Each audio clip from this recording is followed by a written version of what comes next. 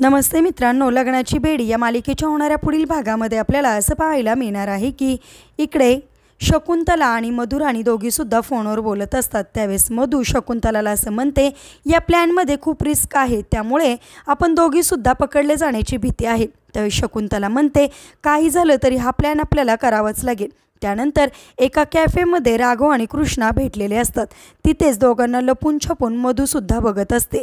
त्यानंतर मधुचा फोन हा शकुंतलाबरोबर चालू असतो आणि सगळं काही तिथे काय घडत आहे ते शकुंतलाला सांगत असते। त्यानंतर इकडे कृष्णा राघवला म्हणते, काय झालं, तुझ्या चेहऱ्यावर 12 का वाजले आहे लंबू? त्यावेळेस राघव म्हणतो, कृष्णा तू 4 दिवस कुठे होती मला सांग। त्यानंतर कृष्णा काहीच बोलत नाही, गप्प बसते। त्यानंतर इकडे गोदामावशीच्या रूममध्ये कृष्णा आहे, त्याने गोदामावशीला म्हणते की मला फार टेन्शन आलं आहे, मला असं वाटतं आहे की त्या मधुला आपल्यावर संशय आला आहे की काय। आणि त्यानंतर या शकू मावशीचं सुद्धा मला वेगळंच टेन्शन आहे।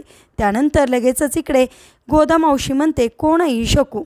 त्यावेळेस कृष्णा म्हणते, शकू माझी आत्या आहे आणि तिलाच हार्ट अटॅक आला आहे आणि ती हॉस्पिटलमध्ये आहे। त्यानंतर पुन्हा इकडे शकुंतला आणि मधुचा फोन चाललेला असतो।